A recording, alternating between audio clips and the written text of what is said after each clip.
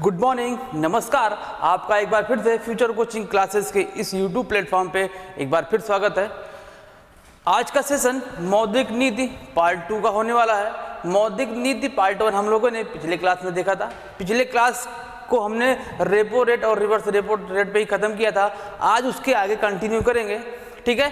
तो मौद्रिक नीति कैसे बना था, कब बना था और किस समिति के तहत बनाया गया था और साल भर में कितना बनता है, इसके अध्यक्ष कौन है, सब हम लोगों ने मौद्रिक नीति के जो परिषद बना हुआ है वो भी हमने देखा था। तो अगर आप उस वीडियो को नहीं देखे हैं तो जरूर उस वीडियो को देखिए, आपके लिए हेल्पफुल होगा। तो आज हम स्टार्ट करते हैं मौद्रिक नीति का अगला सेशन, पार्ट 2 जिसे कहते हैं, ठीक है। तो देखते हैं मौद्रिक नीति के उपकरण में हमने रेपो रेट और रिवर्स रेपो रेट को सीख लिया था। आज हम सीखेंगे CRR, SLR, bank rate, MSF और OMO को सीखेंगे और साख की राशनिंग, प्रत्यक्ष कार्रवाई और नैतिक दबाव आज हम इस सेशन में सीखने वाले हैं। चलिए स्टार्ट करते हैं। तो हम पहला स्टार्ट करेंगे जिसका नाम क्या है, जिसका नाम है CRR। इसका फुल फॉर्म होता है cash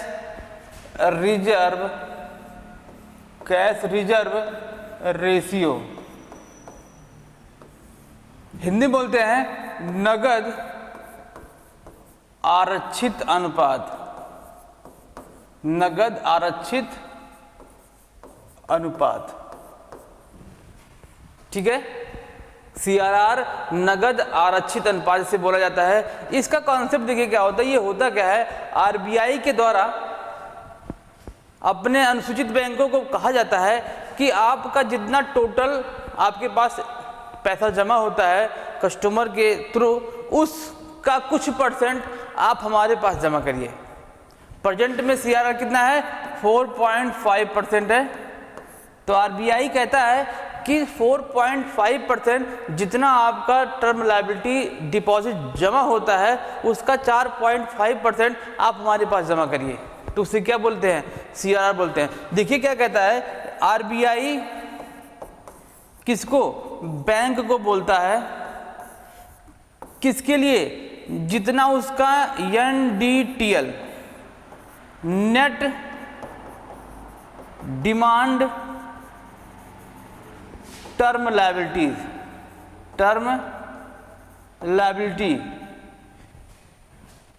net demand term liability से जितना पैसा आपका जमा होता है उसका 4.5% आप कहाँ जमा करिए, RBI के पास जमा करिए। इसे क्या बोलते हैं, CRR बोलते हैं। कंफर्म। देखिए अब देखते हैं CRR का कॉन्सेप्ट। CRR देखो, ये तो पहला कॉन्सेप्ट हो गया। दूसरा कॉन्सेप्ट देखते हैं CRR को बैंक लोन के रूप में नहीं दे सकती, लोन किसी भी ग्राहक को नहीं दे सकती है। कंफर्म। CRR बैंक अपने ग्राहकों को लोन के रूप में कभी नहीं दे सकती है। क्यों? क्योंकि ये पैसा किसके पास होता है, RBI के पास होता है। तो ये पैसा बैंक किसी भी कस्टमर को लोन के रूप में नहीं दे सकती है, ठीक है। अगला कॉन्सेप्ट देखते हैं। ये कहता है CRR आपका 0% से लेकर कहाँ तक, 15% तक इसका मैक्सिमम लिमिट होता है। कब तक, 0% से लेकर 15% तक ये क्या होता है, मैक्सिमम इसकी लिमिट है। लेकिन क्या आपसे क्वेश्चन पूछ सकता है, क्या CRR कभी 100% हो सकता है? यह आपसे क्वेश्चन बन सकता है। क्या CRR कभी 100% हो सकता है? जी बिल्कुल हो सकता है। कब हो सकता है, जब डीमोनेटाइज हो। जब डीमोनेटाइज होता है मतलब कि विमुद्रीकरण जब होता है, तब CRR 0% से 15% की लिमिट को क्रॉस करके 100% हो जाता है। कैसे, देखिएगा।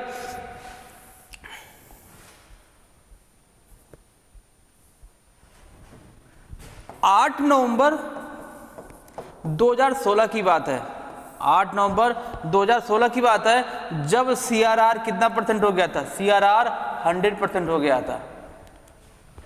ठीक है, रात को हमारे प्रधानमंत्री 8 नवंबर 2016 को रात को हमारे प्रधानमंत्री माननीय मोदी साहब ने ऑनलाइन कॉन्फ्रेंस किया, लाइव कॉन्फ्रेंस किया, बोला कि आज से 500 रुपये और 1000 रुपये के नोट आपको मार्केट में नहीं होंगे। वो क्या हो गए हैं, बंद हो गए। और बैंकों को आरबीआई ने आदेश दिया, किसने, आरबीआई ने बैंकों को आदेश दिया कि 8 नवंबर 2016 से कब तक, 26 नवंबर 2016 तक आपके पास जितने भी 500 के 1000 रुपये के नोट होंगे वो हमारे पास जमा कर दीजिए। मतलब कि 500 CRR 500 और 1000 रुपये के नोट पर लगाया गया था। लेकिन हाँ, जब ये 100% होता है, CRR जब 100% होता है तो इसका नाम यहाँ पर चेंज हो जाता है, इसका नाम चेंज हो जाता है। और ये नाम क्या कहता है, ICRR कहलाता है। मतलब कि इंक्रीमेंटल, क्या कहते हैं इसको, इंक्रीमेंटल कैश रिजर्व रेशियो के नाम से जाना जाता है। बात समझ आई? जब CRR 100% हो जाता है तो उसका नाम चेंज होकर क्या हो जाता है, इंक्रीमेंटल कैश रिजर्व रेशियो बन जाता है। कंफर्म? हाँ, क्या हुआ? हाँ, नाम, केवल नाम चेंज होता है बस, और कुछ नहीं। बाकी तो 100% हो गया। सभी नोटों पे ये 100% नहीं था, केवल और केवल किसके लिए था, 500 रुपए के नोट्स पर और 1000 के नोट्स पर। कंफर्म हो गया? अभी कहाँ कंसेप्ट हमने बताया भाई, अभी कंसेप्ट हम बता रहे हैं ना, तो उसके लिए टेंशन ना लीजिए। कंसेप्ट के तहत आपको समझाएंगे, मुद्रास्फीति और मुद्रा संकुचन आप कभी भूलने वाले नहीं हैं। ठीक है? हाँ ठीक, उसको भी बैठाओ वहां पर। हाँ ठीक है, ओके, कंफर्म हो गया ना? तो CRR के कुछ फैक्ट्स हैं। CRR क्या होता है, नेट डिमांड टर्म लायबिलिटी का वह भाग होता है जो 4.5% अभी प्रेजेंट में वो आरबीआई के पास जमा करना होता है, तो उसे क्या बोलते हैं हम, CRR बोलते हैं। और CRR कितना मैक्सिमम, अगर इसकी बात ना करें, डीमोनेटाइजेशन की बात ना करें, तो ऐसे इसकी लिमिट कितनी है, 0% से लेके 15% तक है। बात कंफर्म है ना? और CRR 100% हो सकता है कब, जब मुद्रा का विमुद्रीकरण होता है, मतलब मार्केट से मुद्रा को हटाया जाता है। ठीक है? और आरबीआई बैंक को, सॉरी, ये जब विमुद्रीकरण हुआ था तो आरबीआई ने बैंक से कहा था कि 8 नवंबर से लेकर 26 नवंबर तक आपके पास जितने भी 500 रुपये के नोट्स और 1000 रुपये के नोट्स होने वाले हैं वो हमारे पास लाके जमा कर दो। ठीक है? ये तो क्या था, CRR का कुछ फैक्ट था। अब इसका हम प्रभाव देखते हैं, इसका प्रभाव क्या होता है देखते हैं। CRR का प्रभाव किस पर, प्रभाव जो मार्केट में मुद्रा की स्थिति है उस पर इसका प्रभाव क्या होता है, हम ये सीखने वाले हैं। ठीक है? एक बार प्रभाव हम देखते हैं, हम एक बार CRR को बढ़ाकर देखेंगे और एक बार CRR को घटाकर देखेंगे। देखते हैं CRR को बढ़ाने से मार्केट पर क्या प्रभाव पड़ता है और CRR को घटाने से बाजार में स्थिति क्या बनती है मुद्रा की। ठीक है? अभी लिखिए ना भाई, कंसेप्ट समझिए, लिखना बाद में, हम आपको PDF प्रोवाइड करवा देंगे, लिखेंगे बाद में, आप कोई लिखेगा नहीं अभी। ठीक है? चलो देखते हैं क्या होता है। अब बताइए, अभी हमको केवल 4.5 रुपये, 100 रुपये में 4.5 रुपये जमा करना पड़ रहा है किसको, आरबीआई को। अगर इसी रेट को बढ़ा देंगे तो हमको मतलब बैंक को, हमको मतलब कौन है, बैंक। अभी अगर उसके पास 100 रुपये जमा हो रहे हैं तो केवल 4.5 रुपये किसको दे रहा है, वो आरबीआई को दे रहा है। अगर इसी रेट को बढ़ा के कितना कर दिया जाए, 10 कर दिया जाए, तो लगभग 5.5 रुपया 5.5% क्या हो जाएगा, बैंक को और पैसा देना पड़ेगा किसको, आरबीआई को। तो उसके पास, बैंक के पास जितना रुपया रहेगा, अब तो 4.5 रुपये ज़्यादा था लेकिन अब 10 रुपये, मतलब कि 5 रुपये 5.5 रुपये क्या हो रहा है, और देना पड़ रहा है। तो बैंक के पास पैसा कम हो जाएगा। तो अगर बैंक के पास पैसा कम होगा तो बैंक की तरलता क्या हो जाएगी, कम हो जाएगी। बैंक की तरलता क्या हो जाएगी, कम हो जाएगी।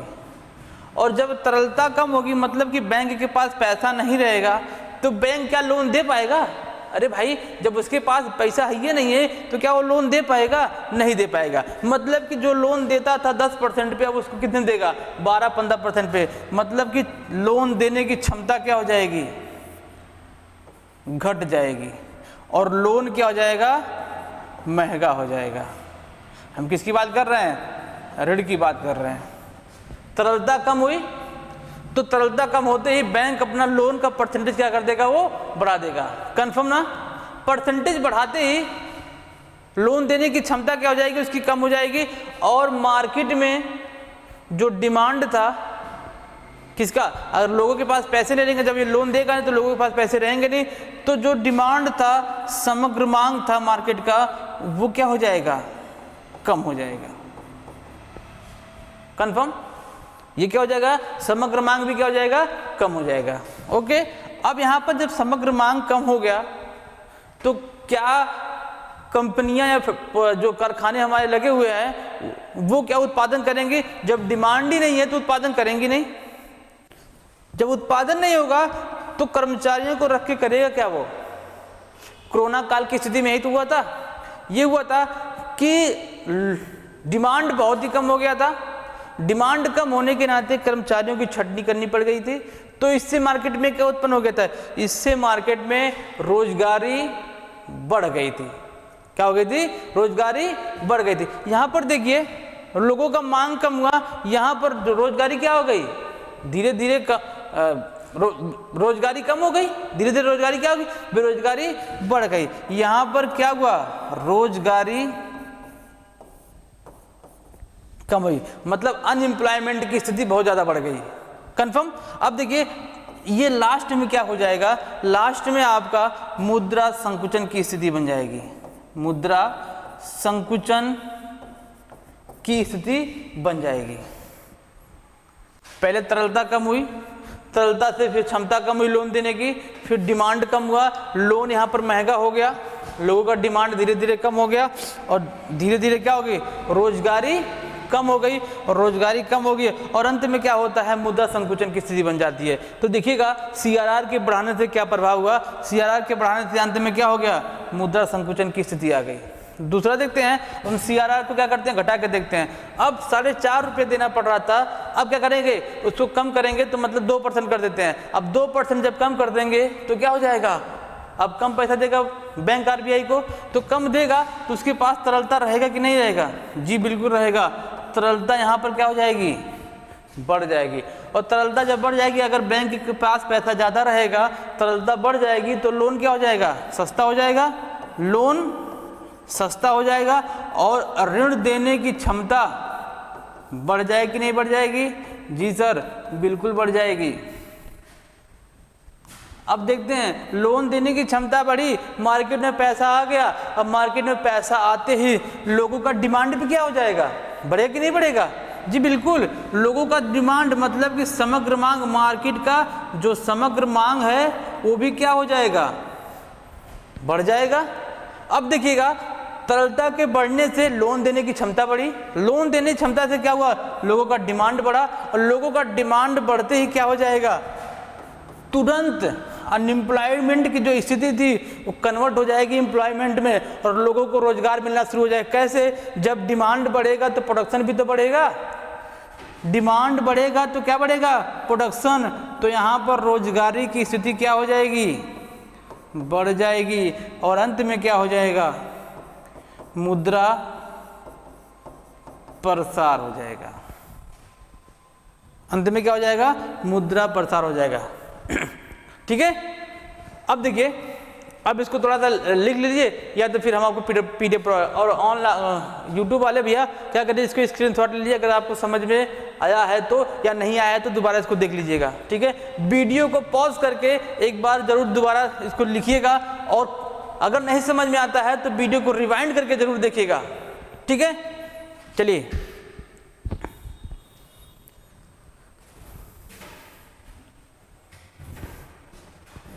ठीक है, आगे चलते हैं।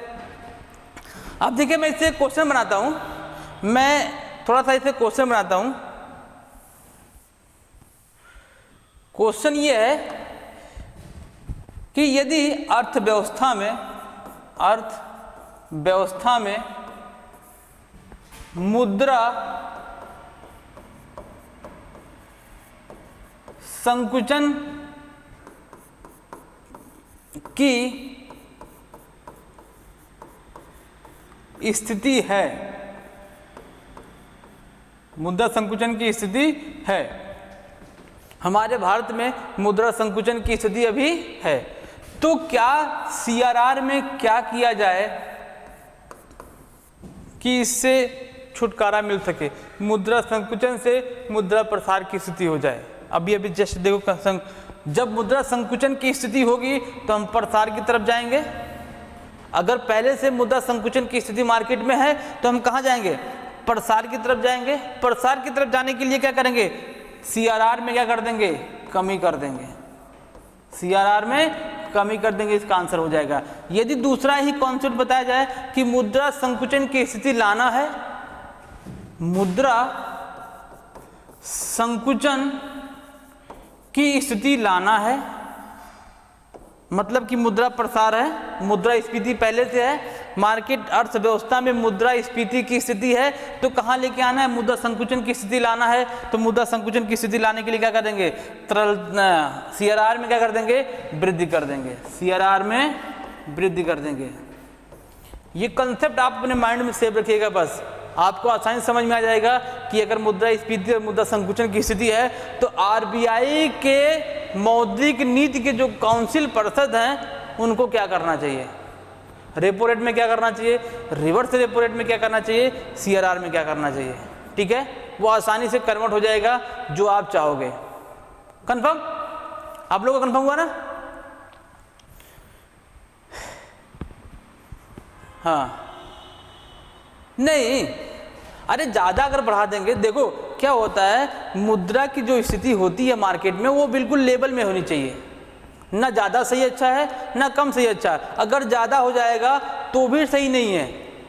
ठीक है, मुद्रा की स्थिति मार्केट में ज़्यादा भी नहीं सही है और कम भी नहीं सही है। हाँ, आपका क्वेश्चन बहुत सही है।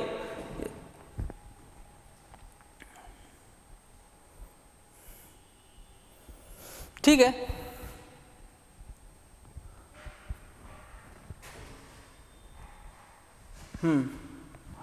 चलो नेक्स्ट मूव करते हैं हम। ये हमने सीआरआर का पूरा कंसेप्ट देख लिया। ठीक है, सीआरआर में देखो हमने क्या देखा, सीआरआर में हमने देखा 4.5% है। और एक चीज देखिए, सीआरआर और तरलता में कौन सा संबंध होता है, विपरीत संबंध होता है, विपरीत संबंध होता है। ठीक है, सीआरआर 0 से 15% की लिमिट है और 100% तक जा सकती है, और 100% जब जाएगी उसका नाम चेंज होकर क्या हो जाएगा, आईसीआरआर हो जाएगा। कंफर्म। अब हमने पूरा कंसेप्ट देखा, अब चलते हैं एसएलआर पे चलते हैं। एसएलआर स्टैच्यूरी लिक्विडिटी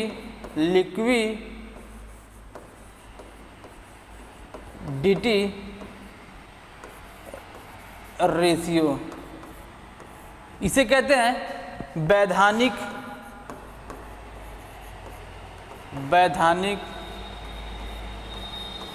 तरलता अनुपात।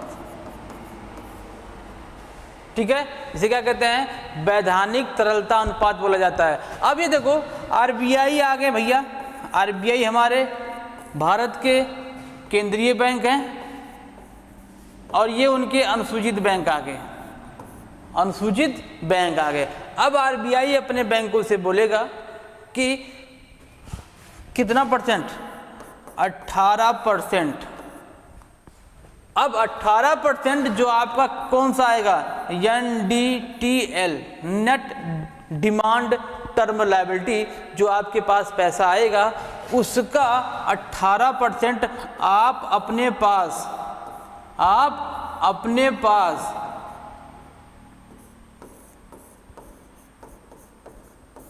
स्वयं रखेंगे। किस रूप में, या तो कैश या तो प्लस प्रतिभूतियां, सिक्योरिटी जिसे बोलते हैं, क्या बोलते हैं, सिक्योरिटीज बोला जाता है। प्रतिभूतियां जैसे सरकारी बॉन्ड हो गया, कंफर्म। अब देखिए SLR बैंक के पास खुद होता है, और जो आपका CRR है वो किसके पास होता है, वो होता है किसके पास, सेल्फ, स्वयं के पास। मतलब कि बैंक खुद अपने पास रखेगा। कितना परसेंट प्रेजेंट में, 18%। यहां तक बात कंफर्म हुई। चलिए आगे चलते हैं। अब इसको देखिए, इसको भी दोनों को मिक्स करके लिखते हैं, CRR प्लस SLR को बैंक लोन के रूप में किसी कस्टमर को नहीं दे सकती, लोन के रूप में नहीं दे सकती है नहीं दे सकती।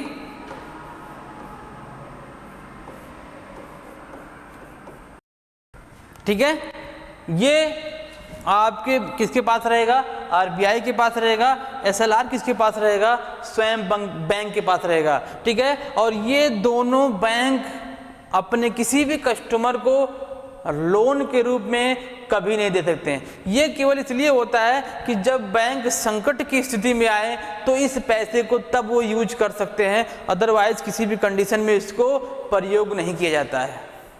ओके, इसका भी जो रिलेशन है किसके साथ, तरलता के साथ, तरलता के साथ, बैंक की तरलता के साथ इसका भी जो रिलेशन है SLR का, वो भी क्या है, विपरीत है। विपरीत का मतलब जब घटेगा तो ये बढ़ेगा, जब बढ़ेगा तो क्या होगा, ये घटेगा। कंफर्म। चलिए नेक्स्ट चलते हैं। इसका कंसेप्ट हो गया। ठीक है, अब इसका प्रभाव देखते हैं। CRR का प्रभाव देखते हैं, क्या प्रभाव पड़ता है। CRR का प्रभाव बाजार पर कैसे पड़ता है, जब ये एक बार, सॉरी SLR है ये, सॉरी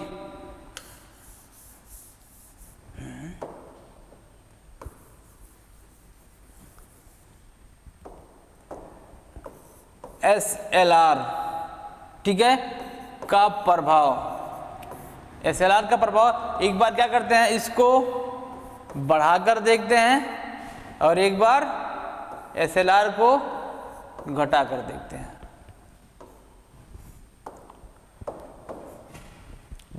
अब देखिए इसका क्या प्रभाव पड़ने वाला है। हमने क्या किया, एक बार SLR को बढ़ाया, एक बार घटाया। अब इसका प्रभाव देखते हैं बाजार पर कैसा पड़ेगा, कैसी स्थिति इससे उत्पन्न होगी, मुद्रा संकुचन कैसे कंट्रोल होगा और मुद्रास्फीति कैसे कंट्रोल होगी, देखेंगे।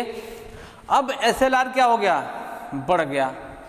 18% तो प्रेजेंट में आई है, हमने क्या कर दिया, इसको 25 कर दिया। इसका देखो लिमिट क्या है, इसका लिमिट है 0% से ये 40% तक हो सकता है। मैक्सिमम कितना हो सकता है, 40% तक हो सकता है। अब हमने क्या किया, 18% से बढ़ा कितना कर दिया, 25% कर दिया। अभी बैंक अपने पास स्वयं 100 रुपये में 18 रुपये रखती थी, अब लेकिन कितना रखेगी, 25 रुपये रखेगी। मतलब कि 7 रुपये क्या हुआ, अब वो ज़्यादा डिपॉजिट कर रही है अपने पास। अगर वो डिपॉजिट कर रही है, किसी को दे नहीं रही है, तो बाजार में मुद्रा की स्थिति क्या हो जाएगी, तरलता क्या हो जाएगी, कम हो जाएगी।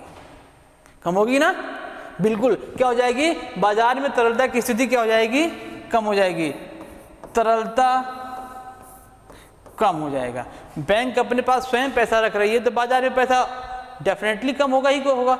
तो बाजार में अगर पैसा कम हुआ, तरलता कम हुआ, तो जो बैंक की लोन देने की क्षमता है वो खुद अपने पास रखी हुई है, तो लोन को क्या कर देगी, महंगा कर देगी। लोन क्या कर देगी, महंगा कर देगी। मतलब ऋण देने की क्षमता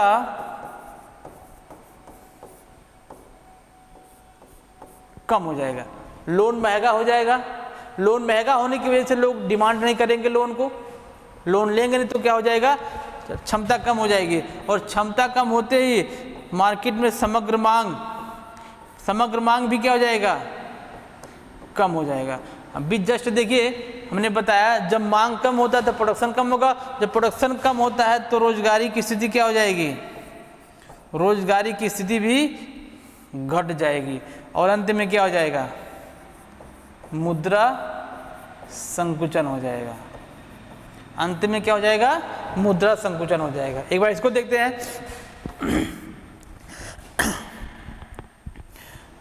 यहां पर इसको एसएलआर को कम करेंगे तो बैंक के पास तरलता क्या हो जाएगी, बढ़ जाएगी।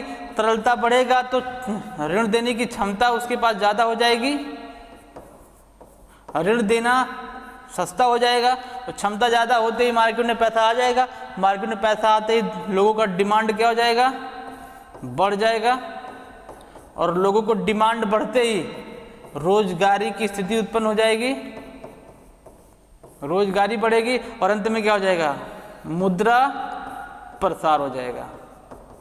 अंत में क्या हो जाएगा, मुद्रा प्रसार हो जाएगा। समग्र मांग भी क्या हो जाएगा, बढ़ेगा। अंत में क्या हो जाएगा, मुद्रा प्रसार की स्थिति आपकी हो जाएगी। यहां तक बात समझ में आई? ठीक है, ये क्या था, एसएलआर का कॉन्सेप्ट था जो मुद्रा स्फीति और मुद्रा संकुचन को कंट्रोल करती है। सेम क्वेश्चन इससे ही बन सकते हैं, मुद्रा संकुचन की स्थिति लानी है तो एसएलआर में बढ़ा दीजिए और प्रसार की स्थिति लानी है तो घटा दीजिए। ठीक है, अब आगे चलते हैं, अगला टॉपिक देखते हैं। अगला टॉपिक कह रहा है कि bank rate. Bank rate, bank rate क्या होता है, इसे हम हिंदी में बोलते हैं बैंक दर बोला जाता है। बैंक दर बोलते हैं। बैंक दर क्या होता है, ऋण देने की जो दीर्घकालीन स्थिति बनती है, दीर्घकालीन ऋण की सुविधा है, ऋण की सुविधा है। मतलब कि आरबीआई के द्वारा अपने अनुसूचित बैंकों को लॉन्ग टर्म के लिए जब लोन देती है, उस लोन पर जिस रेट से इंटरेस्ट चार्ज करती है उसे क्या बोलते हैं, बैंक रेट बोला जाता है। ठीक है, उसे क्या बोलते हैं, बैंक रेट बोला जाता है। ये मुद्रा स्फीति और मुद्रा प्रसार की स्थिति को क्या करता है, लॉन्ग टर्म के लिए कंट्रोल करता है, शॉर्ट टर्म के लिए नहीं, ये लॉन्ग टर्म के लिए करता है। इसका भी सेम क्या है, इसका भी रिलेशन क्या है, विपरीत है। किससे, बैंकों की तरलता से। बैंकों की तरलता से इसका भी रिलेशन क्या है, विपरीत है। जब बैंक रेट बढ़ेगा तो तरलता क्या हो जाएगी, कम हो जाएगी। सेम वैसा ही है। ठीक है, अब अगला देखते हैं, ये क्या था, बैंक रेट हो गया। अगला देखते हैं MSF, most important topic, marginal standing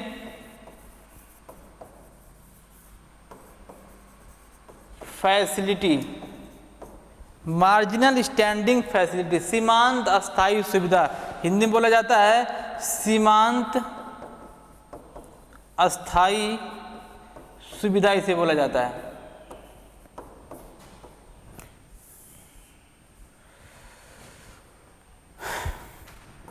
ठीक है, प्रेजेंट में MSF 8.25% है। प्रेजेंट में MSF 8.25% है। देखिएगा इसका कॉन्सेप्ट, देखिएगा थोड़ा सा। MSF क्या है, अति अल्पकालीन ऋण की सुविधा है, ऋण की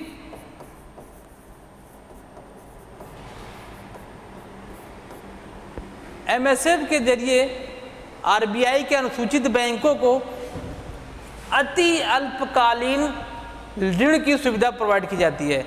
जब क्या होता है, उसके अनुसूचित बैंक को बहुत ज़्यादा आवश्यकता होती है, तुरंत इमीडिएटली इमरजेंसी में क्या होता है, उसको पैसों की आवश्यकता बहुत ज़्यादा होती है, तो क्या करती है आरबीआई MSF के जरिए अपने अनुसूचित बैंकों को लोन की सुविधा प्रोवाइड करवाती है।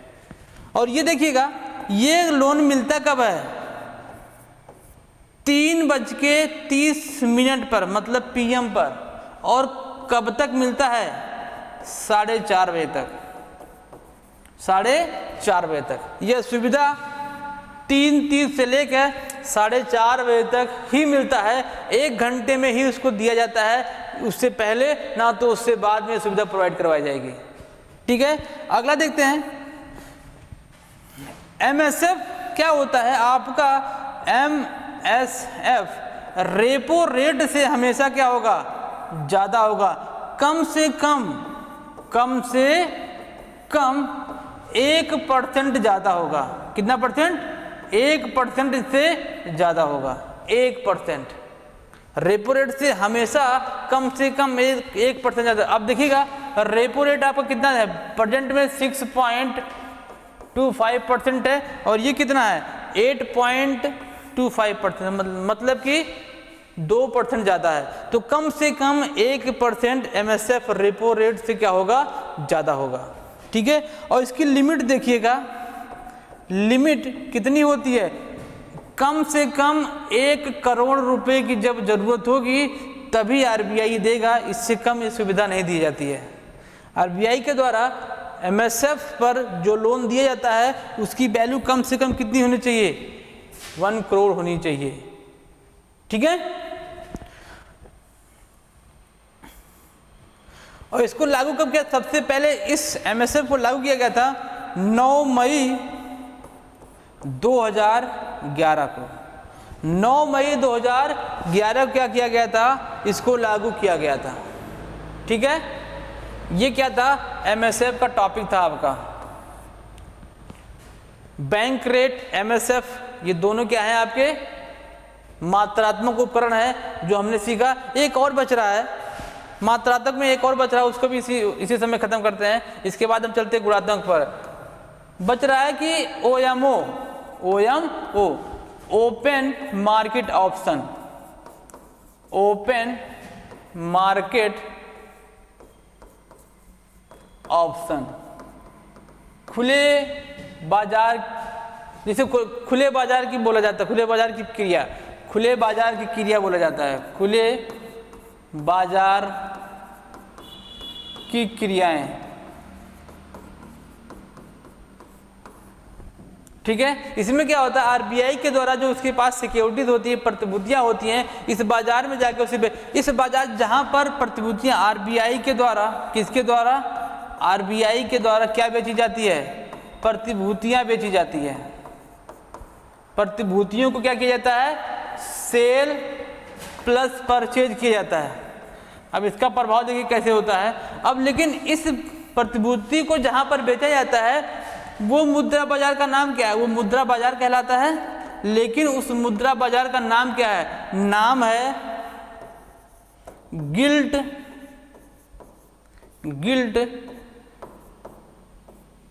एज बाजार। गिल्ट एज बाजार के नाम से जाना जाता है। जहां RBI अपने प्रतिभूतियों को बेचती है उस बाजार को क्या जानते हैं? गिल्ट एज बाजार के नाम से जाना जाता है। और इस बाजार को मुद्रा बाजार भी कहा जाता है।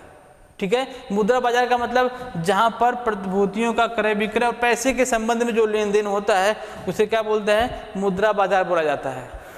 ठीक है, अब देखिए जब ये क्या करेगी? बेचेगी, बेचने पर तरलता क्या हो जाएगी? मार्केट में तरलता कम हो जाएगी। कैसे? जब ये प्रतिभूतियां बेचेगी, जब RBI क्या कर रही है? एक कागज का टुकड़ा, प्रतिभूति क्या होगा? एक कागज ही होगा। जब वो क्या दे रही है? कागज दे रही है, उसके बदले में बैंकों से पैसा ले रही है, तो पैसा बैंकों के पास से खत्म हो जाएगा। जब पैसा बैंकों के पास खत्म हो जाएगा तो मार्केट में पैसा खत्म होना ही होना है। तो क्या हो जाएगा? तरलता यहाँ पर कम हो जाएगी। और तरलता कम होते ही अंत में क्या बनता है? मुद्रा संकुचन की स्थिति बनता है। अभी हमने जस्ट देखा पीछे। ठीक है, और ये क्रय करने पर, क्या करने पर? क्रय करने पर तरलता क्या हो जाएगी? बढ़ जाएगी। और तरलता बढ़ने से इसमें देखो संकुचन की स्थिति बनती है लास्ट में, और इसमें क्या बनेगा? प्रसार की स्थिति बनेगा। पहले में बेचने पर संकुचन की स्थिति, तरलता कम होगी तो संकुचन की स्थिति, और क्रय करने पर तरलता बढ़ेगी तो प्रसार की स्थिति बनेगी। ये आपको बात समझ में आनी चाहिए। ठीक है, और अब बीच में क्या प्रक्रिया बनेगी? लोन देने की क्षमता यहाँ पर कम होगी, समग्र मांग कम होगा, रोजगारी कम होगी। यहाँ पर क्षमता बढ़ेगी, उत्पादन बढ़ेगा तो रोजगार बढ़ेगा। ये सब हमने अभी आपको बताया। तो ये क्या था? ओपन मार्केट ऑप्शन था। ठीक है, खुले बाजार की क्रियाएं। इसमें क्या होता है, आरबीआई अपने प्रतिभूतियों को क्या करती है, क्रय विक्रय करती है और वहां से मुद्रा को सोखने का काम करती है, मुद्रा को सोखने का काम या मुद्रा प्रसार का काम करती है। सोखने का मतलब संकुचन का काम करती है, सोखने का मतलब क्या होता है, संकुचन का काम करती है और प्रसार का भी काम करती है। तो ये क्या था आपका मौद्रिक नीति के मात्रात्मक उपकरण थे। चलिए देखते हैं गुणात्मक उपकरण क्या है। गुणात्मक उपकरण क्या क्या है देखते हैं।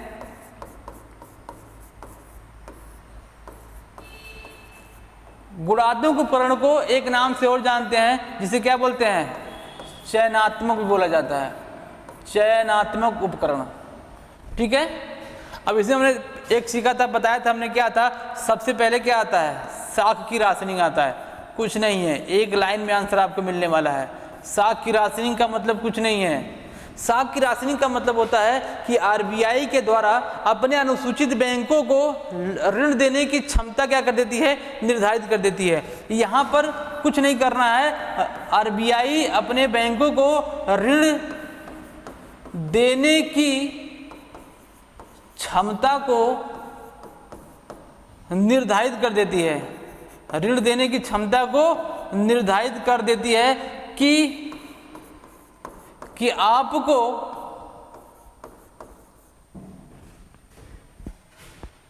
प्राइमरी सेक्टर और द्वितीय सेक्टर और टर्शियरी सेक्टर तो तीनों में से किसको लोन ज़्यादा देना है, किसको कम देना है, किसको ज़्यादा देना है, साख की राशनिंग में बस यही बताया जाता है। और दूसरा इसमें पॉइंट देखिएगा, ये जिस बैंक पर लागू होगा, जिस बैंक पर लगाया जाएगा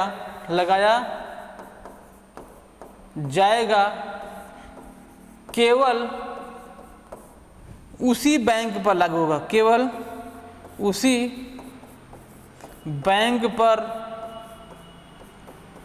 लागू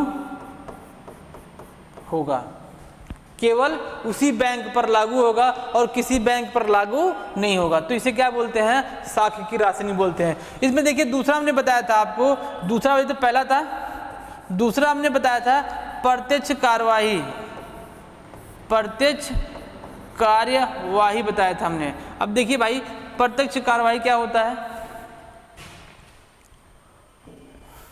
प्रत्यक्ष कार्यवाही होता है, प्रत्यक्ष कार्यवाही यदि साख की राशनिंग आरबीआई ने जिस बैंक पर लगाया है वह बैंक साख की राशनिंग मानने से मना कर देता है, तो क्या होगा, आरबीआई के द्वारा उस बैंक पर प्रत्यक्ष रूप से कोई ना कोई कठोर कदम उठाया जा सकता है, कुछ ना कुछ उस पर दंडनीय कार्रवाई किया जा सकता है।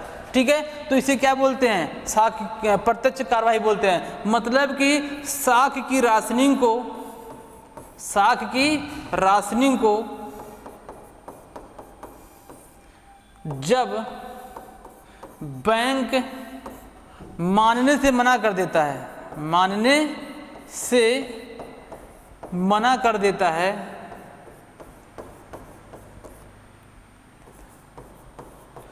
तो उस बैंक पर प्रत्यक्ष रूप से कार्रवाई की जा सकती है। ठीक है, ये क्या था आपका, दो था, एक साख की राशनिंग और एक प्रत्यक्ष कार्रवाई। साख की राशनिंग अपने अनुसूचित बैंकों के ऊपर आरबीआई लगाती है कि आप इसको इतना ही लोन दीजिए इस सेक्टर को और बाकी अन्य सेक्टर को दीजिए। और जब प्रत्यक्ष कार्रवाई मतलब जब साख की राशनिंग मानने से वह बैंक मना कर देता है तो आरबीआई इसके ऊपर क्या कर सकती है, प्रत्यक्ष कार्रवाई कर सकती है। ठीक है, अब दूसरा देखते हैं, तीसरा और लास्ट मौद्रिक नीति का आज का लास्ट टॉपिक है आपका नैतिक दबाव। नैतिक दबाव क्या होता है भाई, नैतिक दबाव का मतलब अभी मैंने बताया साख की राशनिंग कर देना। जैसे देखिएगा यहाँ पर ऋण की बात करेंगे हम, ऋण देने की क्षमता क्या कर दी जाती है, निर्धारित कर दी जाती है। आरबीआई ने बैंकों से कहा है कि आप प्राइमरी सेक्टर को 40% का लोन देंगे। कितना परसेंट का, 40% का लोन आप प्राइमरी सेक्टर को देंगे। 100% में 40% किसको जाने वाला है? प्राइमरी सेक्टर को जाने वाला है। प्राइमरी सेक्टर क्या होता है हम किसी नेक्स्ट वीडियो में लेके आए, किसी अन्य वीडियो में लेके आएंगे और आपको बताएंगे कि सेक्टर्स क्या है। ठीक है, आज बस इतना जानिए कि प्राइमरी सेक्टर को कितना मिलता है, 40% मिलता है। ठीक है, 40% में नैतिक दबाव के रूल के तहत रूल बनाया आरबीआई ने, कहा कि इस 40% में 18% किसको मिलना चाहिए? कृषि को मिलना चाहिए। मतलब कृषि को बढ़ावा देने के लिए केवल 40% में से 18% किसको दे देना चाहिए? केवल कृषि को मिलना चाहिए 18%, और बाकी 22% जो आपका बच रहा है वो अन्न को मिलना चाहिए। वो क्या मिलना चाहिए? अन्न को मिलना चाहिए। कंफर्म? तो ये क्या था आपका गुणात्मक में, साख की राशनिंग हमने सीखा, प्रत्यक्ष कार्रवाई सीखा और नैतिक दबाव सीखा। ठीक है, उम्मीद है कि आपको मौद्रिक नीति से संबंधित जितने भी कंफ्यूजन रहे होंगे वो दूर हो गया होगा। अगर से नहीं समझ में आया तो एक बार फिर से वीडियो को रिवाइंड करके देखिए, दोबारा देखिए, 3 बार देखिए, बहुत ही आसानी से समझ में आ जाएगा। ठीक है, तो मिलते हैं आपसे अगले वीडियो में। अगर हमारी वीडियो आपको पसंद आ रही है तो लाइक करिए, शेयर करिए और चैनल को सब्सक्राइब करिए अगर आप हमारे चैनल पर नए हैं। तो मिलते हैं आपसे नए वीडियो में। मस्त रहिए और स्वस्थ रहिए, पढ़ते रहिए और मुस्कुराते रहिए। जय हिंद।